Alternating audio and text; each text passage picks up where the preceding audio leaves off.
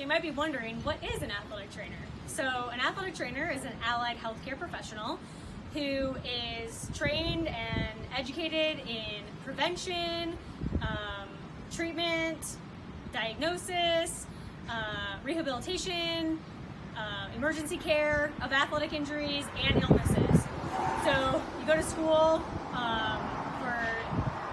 now you have to go to school and get a master's degree, and you learn all sorts of different skills, evaluation skills, taping skills. You learn how to build prevention programs. You learn how to spine board patients and take off their equipment for a few years, and then you sit for a national licensing exam.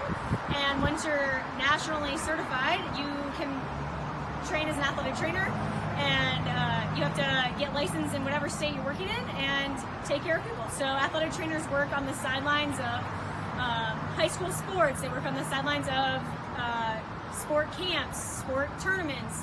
They work on the sidelines at professional games, at college games. They also work in the doctor's offices, helping out physicians as physician extenders. And they work sometimes in different populations, such as industrial settings. They work with police officers, firefighters, military personnel, ballet dancers, Cirque du Soleil performers. There's so many different options. My biggest tips for staying healthy are to wash your hands regularly. You don't need hand sanitizer. Soap and water does it the best.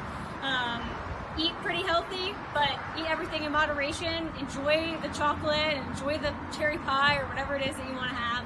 And then do some form of physical activity. And that could just be going for a walk for 30 minutes. It could be moving with your family, playing a game in the yard. It doesn't have to be crazy or really intense, but keep yourself moving. Hey everyone, this is Amber Radke, athletic trainer with Medstar Health. I enjoyed talking to you guys so much last time from my rocking chair that I decided to do it again. So here we are. It's much warmer today, even though you can't really tell because the sun's not out, but it's a lovely day. And today I just want to kind of get real honest and talk about fear and overcoming challenges. I think we're starting to see a little bit of a light peeking through the tunnel at us about returning to sports and maybe returning to some normalcy. I know today at 5 p.m. people can go to stores at 50% capacity, which I'm sure is going to be crazy. So if you're one of those people, have fun. But I just want to talk about fear and how we kind of get through things. So I think none of us know what's going to happen. None of us ever know what's going to happen. So this COVID thing has maybe changed the way the world looks a little bit right now, but it's not really any different because every day you wake up and we make the best of plans, but sometimes they don't always go according to plan, and you never really know what's going to happen each and every day. So it's not, that part is not really new. And so I think when you get something thrown at you, a curveball, sometimes it's hard. But I want everyone to know that this doesn't totally change everything. Like, just because we're living in this world that looks a little different doesn't mean that everything is totally different.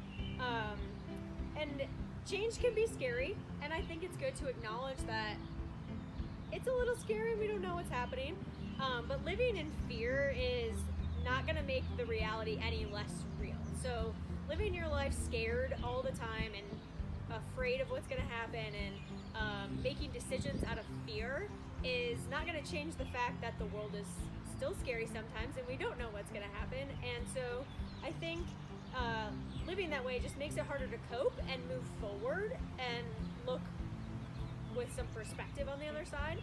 So just for me personally, back in 2001, which some of you were not even around then, but that was the year that 9/11 happened, and I was a freshman in high school, and that was like a pretty crazy time.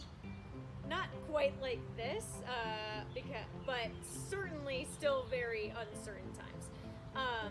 And I remember thinking, I don't even know what the Twin Towers are, but this seems like it's bad, because I lived in Michigan, and so, to be honest, I didn't really have a good idea of what the World Trade Center was in New York. So it was, that was crazy. And then a couple weeks later, on October 2nd, my dad had been sick with cancer, and a couple weeks later, October 2nd, he ended up passing away.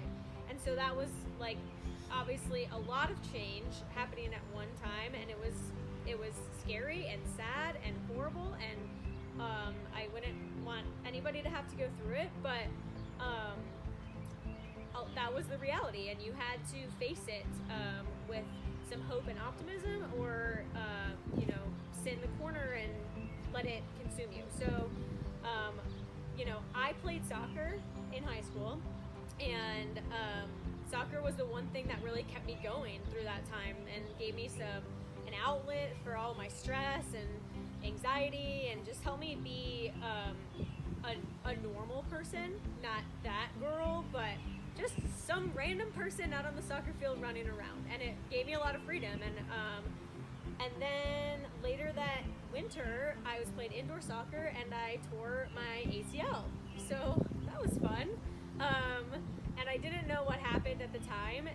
My knee just like swelled up, and we went to the urgent care place, and it wasn't broken. So then they were like, oh, I'll give it some time, but it didn't really ever get better. So I ended up having to have surgery on it. And so then soccer, the one thing that was really like helping me out during this crazy time, was gone, and I couldn't play soccer, and I was like learning to walk and do normal stuff again. And so then there was more change, and it was like, what is happening? And I feel like that year for me, and then I ended the year getting chickenpox, so it just like really put a nice exclamation point at the end of the year. 14-year-olds aren't supposed to get chickenpox, by the way, but I did, so that was exciting. So for me, 2001/2002 was like a pretty crazy year, and I think some of you are going to look back on 2020/maybe 2021 and think, wow, that was like a pretty crazy year. And so I just want to like say that you're gonna be okay, and it's gonna be tough, and it's gonna be hard, and you'll cry sometimes, and that's also okay.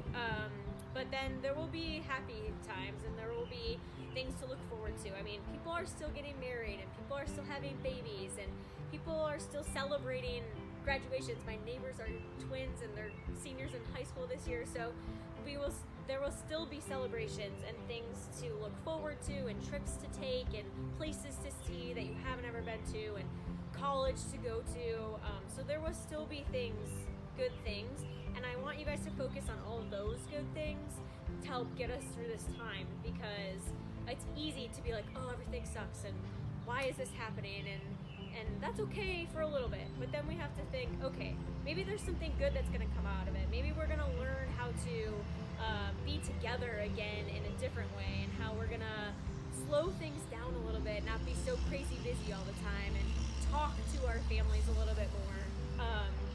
And so I think we should all, focus on that. We all have a choice, and be the light. Choose happiness, choose hope, choose optimism, and spread kindness to other people in this crazy time.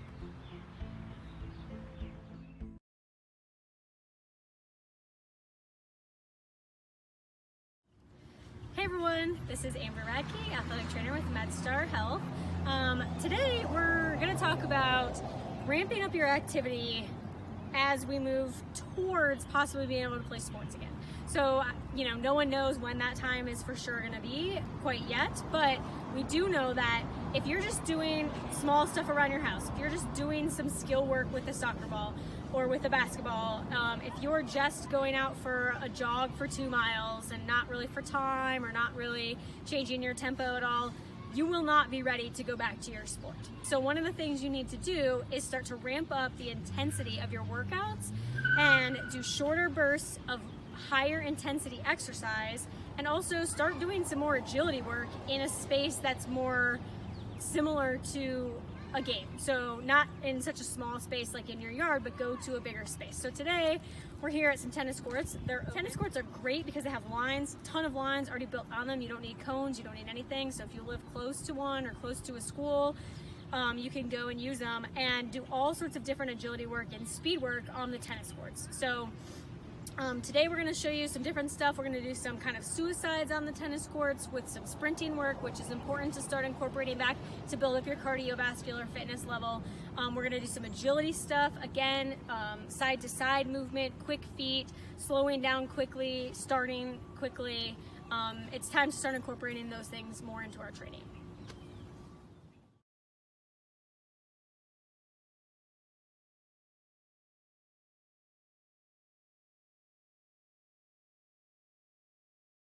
Crew 7, let's go!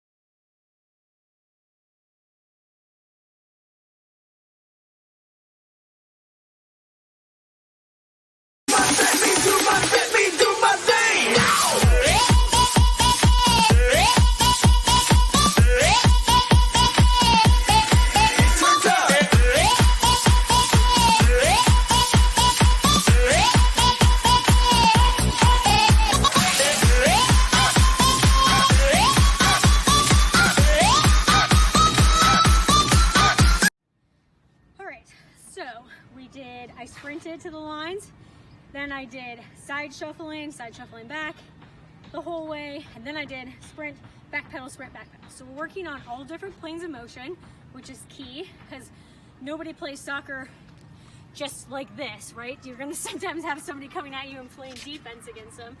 So you need shuffling, you need backpedaling, all those things. So if you do a circuit of those things, that'll be pretty good for your speed work.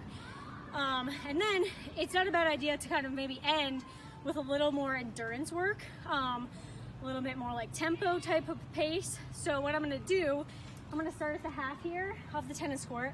I'm gonna jog to the end line, then I'm gonna sprint, then I'm gonna jog the whole length here, sprint, jog the whole length, do that for a few minutes. You can also change it up if you're feeling pretty good and that's like not enough of a cardio workout because you're just maybe a little more fit. Each segment you can break up. So you can jog from the net to the end line, sprint the end line, jog from that corner to the net, then sprint here, jog this one, and sprint this one. So you're sprinting 3, jogging. So you can break it up a little bit more too. I would recommend doing this for like few minutes. So maybe like 2 to 3, 4 or 5 minutes, then taking a little break and doing it again, because it's not just steady state, because you are going to change from jogging to sprinting, so you do want a little bit of recovery, versus if you're going out for a run, kind of 2 miles at the same pace is okay. But this, we do want a little bit of recovery. So maybe a couple, 2 to 3, 4 minutes, take a couple minutes break, do it again, and that's it. You don't need to do this for 30 minutes at a time, but do break it up so you're not just training in one way the whole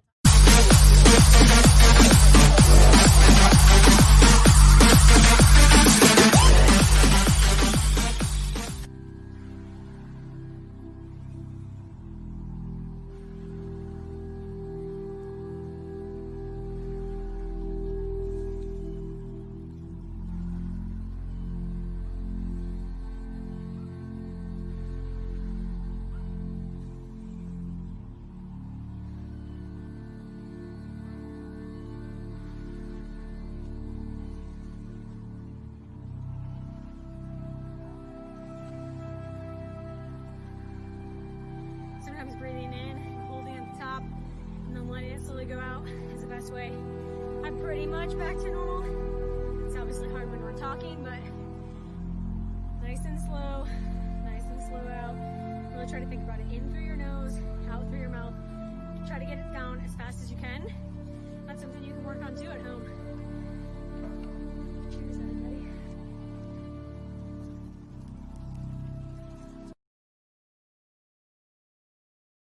Challenge. This week we're going to do a 10-foot side shuffle. So what you're going to do is you're going to start on one line, you're going to side shuffle, tap down, side shuffle, tap down. You're going to do it for 20 seconds. See how many you can get in 20 seconds. And then you're going to do rest for 20 seconds, do it again for another 20 seconds and see if you can beat your first time and take the average of them for your final score. Don't forget to hashtag us at Medstar Health.